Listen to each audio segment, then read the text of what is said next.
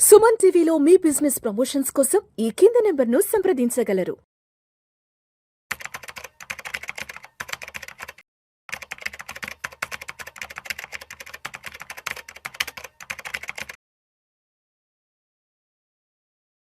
అనిల్ గారు నమస్తే సార్. నమస్తే అండి. అనిల్ గారు, ఈ బంగారు వెండి ధరలు విపరీతంగా పెరగడానికి ఏదో ఒక కారణం కోసం ఎప్పుడు వెయిట్ చేస్తూనే ఉంటాయి.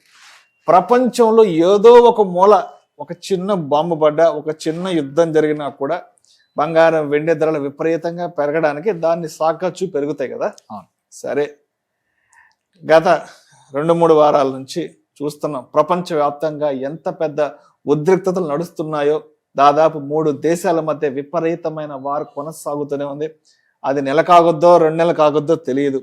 సరే, ఈ యుద్ధం కారణంగా అక్కడ హర్మోజ్ జలమార్గాన్ని మూసివేయడం, అక్కడి నుంచి ప్రపంచ దేశాలకు వెళ్ళవలసినటువంటి గ్యాస్ కానివ్వండి, లేకపోతే చమురు, ఇతర ప్రోడక్ట్స్ అంతా కూడా అక్కడ ఆగిపోవడం, చాలా అన్సర్టనిటీ ఏర్పడింది ప్రపంచవ్యాప్తంగా కూడా. అంటే ఒక సప్లై చైన్ తెగిపోయింది. సో ప్రపంచవ్యాప్తంగా ఇంత డ్యామేజ్ జరిగింది. ప్రపంచవ్యాప్తంగా ఆస్తి నష్టం జరుగుతుంది, ప్రాణ నష్టం జరుగుతుంది, ఎగుమతులు దిగుమతులకి సంబంధించిన విపరీతమైన డిస్టర్బెన్స్ క్రియేట్ అయింది. ఎంత జరుగుతున్నా కూడా ఎందుకు ప్రత్యేకంగా ఈసారి బంగారం వెండి ధరలు ఎక్కడా రియాక్ట్ అవ్వట్లేదు? చడీ చప్పుడు లేకుండా అలా సైలెంట్గా ఎందుకున్నాయి పక్కన?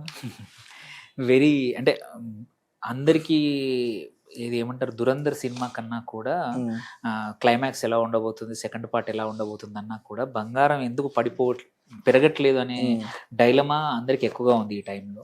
సిల్వర్ కూడా ఎందుకు పెరగట్లేదని. యాక్చువల్లీ యుద్ధం 28 నాడు మొదలైనా కానీ ఫస్ట్ సెకండ్ మార్కెట్ మండే రోజు ఓపెన్ అయినప్పుడు కూడా ఆ ఒక్కరోజు మాత్రం కొంచెం స్పైక్ వచ్చింది గోల్డ్ సిల్వర్లో. తర్వాత ఏం జరిగింది, ఎవ్రీ టైం యుద్ధం ఇట్లా పెరిగినప్పుడు, అండ్ ఈ కేసులో 3 దేశాల మధ్యలో కాదు, ఇరాన్ తీసుకెళ్ళి అటు కింద ఒమాన్ నుంచి, యుఏఈ నుంచి, ఖతార్ నుంచి, పైన ఇజ్రాయిల్ ఎలాగూ చేశారు, సౌదీ అరేబియా వరకు అన్ని కంట్రీస్ మీద బాంబులు వేస్తా పోతా ఉంది. అండ్ చివరికి అటు సైప్రస్, అంటే గ్రేట్ బ్రిటన్ ఉన్న ప్లేస్ల వరకు, సైప్రస్ వరకు కూడా బాంబులు వేస్తూ ఉన్నారు. ఇంత పెద్ద అయినా కానీ అనిశ్చితి జనరల్గా ఏంది, వార్ హిస్టారికల్గా ఎకనామిక్స్ ఏం చెప్తుంది, ప్రిన్సిపల్స్ ఏం చెప్తాయంటే, వార్ సిచ్యువేషన్లో కానీ అనిశ్చితి పెరిగినప్పుడు సేఫ్ హ్యాసెట్ గోల్డ్ వైపు మల్లుతారు ఇన్వెస్టర్లు అనేది నిజం. కానీ ఒకటి, they are 2 points which 2 or 3 points ఉన్నాయి. వన్ రీజన్ ఏంటంటే, గోల్డ్ అండ్ సిల్వర్ రీసెంట్గా ఆల్రెడీ వండర్ఫుల్ ర్యాలీ చూసాయి. హిస్టారికల్గా one of the highest rally జనవరి దాకా చూసాం. సో వొలటిలిటీ చూసాం 1.5 year. ఓకే, సెకండ్, అందుకోసం కూడా ఆల్రెడీ అంటే ఏంటంటే, ఏదైనా ఒక asset too much bought sold అయినప్పుడు కొంచెం ఒక రకమైన అలసట వచ్చింది అనుకోండి గోల్డ్కి సిల్వర్కి 1.5 year నుంచి తర్వాత. That is one. Most important ఏంటంటే, గోల్డ్ సిల్వర్కి ఆల్టర్నేట్ ఏంటి, either fixed income, equities are US dollar. ఈసారి ఏం జరిగిందంటే, యుఎస్ డాలర్కి ఇండెక్స్ స్ట్రాంగ్ అయింది యుద్ధం వల్ల. ఎందుకు, చాలా మటుకు గ్యాస్, పెట్రోలు, క్రూడ్ అన్నీ కూడా వాణిజ్యం ఎందులో జరుగుతాయి, డాలర్లో జరుగుతాయి.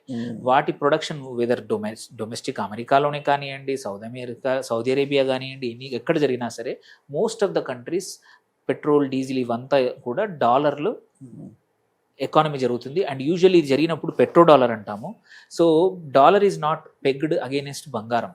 Usually dollar is pegged against crude oil.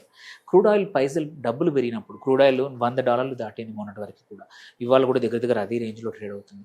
So crude oil 20-30% పెరిగినప్పుడు డాలర్ కూడా, ఇండెక్స్ కూడా 100 యాక్చువల్లీ పడిపోయింది. మనం ఒక 1 month బ్యాక్ మన వీడియోస్ చూస్తే డాలర్ ఇండెక్స్ వీక్ అయిందని మాట్లాడాం మనం. 1 month లోపల యుద్ధం తర్వాత పరిస్థితులు మారాయి. డాలర్ ఇండెక్స్ స్ట్రాంగ్ అయింది. 93-94 దగ్గర ఉన్న ఇండెక్స్ ఇవాళ 107-108కి వెళ్ళింది. అంటే నియర్లీ 14-15% డాలర్ స్ట్రాంగ్ అయింది. అవగానే ఎవరైతే ఇన్స్టిట్యూషనల్ ఇన్వెస్టర్స్ ఎక్కువ మటుకు డ్రైవ్ చేస్తారు గోల్డ్ ప్రైజెస్, వాళ్ళకి డాలర్లో పెట్టుకుంటే అప్రిషియేషన్ వస్తుంది షార్ట్ టర్మ్లో, యుద్ధం ఉన్నంత కాలం ఈసారి. అందుకోసం అదొక మేజర్ రీజన్, ఇది గోల్డ్ సిల్వర్ అంతగా పెరగట్లేదు. అట్లని చెప్పి ఉంటుందా అంటే కాదు, ఇది ఎక్కువ రోజులు ఉండకపోవచ్చు. ఈ అడ్వాంటేజ్ కూడా కొంచెం సాలిడ్ సాలిడిఫై కాకుండా తొందరగానే లిక్విఫై అవ్వచ్చు. విత్ ఇన్ ఒక 1 to 2 వీక్స్లో మళ్ళీ we will start seeing gold and silver. Immediate impact ఇటువైపు వెళ్ళినా సో మళ్ళీ డాలర్ వీక్ అయ్యే అవకాశాలే ఉన్నాయి. ఎందుకంటే ఇక్కడ అమెరికా ఏం కరెక్ట్ పొజిషన్లో లేదు యుద్ధంలో కూడా. వాళ్ళని అందరూ తప్పు పడతా ఉన్నారు. అండ్ ఒకసారి ఆయిల్ మళ్ళీ హార్ముజ్ జలసంధి నుంచి మొదలైందంటే మాత్రం, because oil is not at all మర్చిపోకూడదు ఏంటంటే షార్టేజ్లో ఉన్న ఎకానమీ కాదు. పెద్ద వరల్డ్ బిగ్గెస్ట్ మార్కెట్ ఏంటి ఆటోమొబైల్స్కి? చైనాలో 30 నుంచి 40% ఆల్రెడీ వెహికల్స్ ఏమయ్యాయి, ఎలక్ట్రిఫై అయిపోయినాయి. ఇండియాలో కూడా అంతే. ఇంకొకటి ఏంటి, చాలా కంట్రీస్ క్రూడ్ ఆయిల్ నుంచి ఎనర్జీ ప్రొడ్యూస్ చేసేటివి. ఇప్పుడు చాలా కంట్రీస్ అక్కడి నుంచి కూడా వెళ్ళిపోయాయి. సో గోయింగ్ ఫార్వర్డ్ క్రూడ్ ఆయిల్కి అనేది ఇంకా తగ్గిపోతుంది డిమాండ్. ఇది ఓన్లీ ఇమ్మీడియట్ ఇంపాక్ట్ అంతే తప్ప. సో క్రూడ్ ఆయిల్కి ఆల్టర్నేట్స్ ఎనఫ్ రిన్యూబుల్ ఎనర్జీస్ వచ్చేసాయి. లాస్ట్ 5 to 6 ఇయర్స్లో చాలా కంట్రీస్ రీప్లేస్ చేశాయి. Even forget about America, China వదిలేయండి, ఇండియాలోనే చూద్దాం.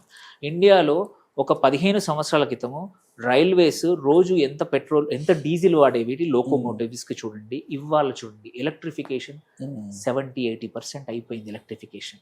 అంటే రైల్వేస్ కూడా క్రూడ్ ఆయిల్ ప్రైజెస్తో డబ్బు డిపెండెంట్ లేదు, ఎలక్ట్రిసిటీ ప్రైజెస్ మీద. సో అందుకోసం ఏంటంటే ఈ 1 or 2 వీక్స్లో మళ్ళీ గోల్డ్ మళ్ళీ మంచి ప్రైస్ పెరిగే అవకాశం ఉంది. అండ్ సెంట్రల్ బ్యాంక్స్ కానీ ఇన్స్టిట్యూషనల్ ఇన్వెస్టర్స్ మళ్ళీ గోల్డ్ వైపు మళ్ళీ అవకాశం ఉంది. ఇట్లాంటి అనిశ్చితి ఈ టెంపరీగా మాత్రం ఈ ఏదైతే కోనండ్రం అంటామో, అంటే ఏమి చేయాలో అర్థం కాక ఇన్స్టిట్యూషనల్ ఇన్వెస్టర్స్ కానీ డొమెస్టిక్ ఇన్వెస్టర్స్ కానీ అర్థం కాక డిసిషన్ అనేది గోల్డ్ వైపు సిల్వర్ వైపు తీసుకోవట్లేదు. But it will be clarity వస్తుంది ఒక వీక్లో 10 days టైంలో. సో నిన్న కూడా చాలా అనలిస్టులు ఇదే డిస్కస్ చేస్తే జరిగింది అదనమాట. వొలటిలిటీ అనేది ఇది ఓన్లీ షార్ట్ టర్మ్లో ఎటువైపు తెలియట్లేదు. But within no time gold will come back. మళ్ళీ 5400 నుంచి 5500 US$ పర్ ఔన్స్ టచ్ అవుతుంది. ఇవాళ 5000 దగ్గర ఉంది. నిన్న మొన్న 4900 దగ్గర కూడా పడిపోయింది. ఇంకొకటి కూడా ఏం జరుగుతుందంటే ఈ డిమాండ్ మిడిల్ ఈస్ట్ కంట్రీస్ ఏవైతే ఉన్నాయో స్పెక్యులేషన్ బంగారంలో చాలా చేస్తాయి. అవి అన్సర్టెనిటీ ఉండి అక్కడ ఫ్లైట్స్ లేవు, టూరిజం లేదు. సో అక్కడ నుంచి ఎక్స్పోర్ట్ అవ్వట్లేదు. గోల్డ్ సిల్వర్ అక్కడ ఉంది, అవైలబుల్ ఉంది. సో ఇవన్నీ పరిస్థితులు యుద్ధం కొంచెం ఎడతెరిపించిందంటే మాత్రం మారిపోతుంది. అండ్ గోల్డ్ సిల్వర్కి మళ్ళీ డిమాండ్ వస్తుంది. కొంచెం ఆగండి, ఉంటే మాత్రం లాస్ట్లో అస్సలు అమ్ముకోవద్దు గోల్డ్. సో మరి ఇప్పుడు కొనాలా వద్దా, ఇంకా పెరుగుతుందా ఇంకా తగ్గుతుందా అన్న డైలమాలో ఉన్న వాళ్ళకి ఏం చెప్తారు? నేను ఎప్పుడు ఒకటే చెప్తాను, ఇంకా తగ్గదు. ఈ బేస్ ఆల్రెడీ తగ్గదు. తగ్గిన 2%, 3% కన్నా ఎక్కువ తగ్గదు. మీ అవసరాలు ఉంటే కొని పెట్టుకోవడం much better. Gold, silver, especially gold. Silver still I'm always cautious because silver is safe asset. కావాల్సిన లక్షణాలు ఇంకా మొత్తం రాలేదు. సిల్వర్కి అయితే గోల్డ్కి అయితే వచ్చింది. బట్ ఇంత జరిగినా గోల్డ్ మాత్రం స్టిల్ గోల్డ్ సిల్వర్ కలిపి 15% కన్నా ఎక్కువగా మీ పోర్ట్ఫోలియోలో ఉంచొద్దు. That is always my lesson. ఇప్పుడు కూడా అదే పాటించండి, అంతే సరిపోతుంది. గోల్డ్ విల్ కమ్ బ్యాక్ అండి. ఇది ఫస్ట్ టైం ఇట్లా జరగడము. ఇది యుద్ధ వాతావరణంలో కూడా గోల్డ్ పెరగకుండా ఒక స్మాల్ రేంజ్లో ప్లే అవుతుంది. It can change any time. Thank you sir. Thank you so much. Thank you.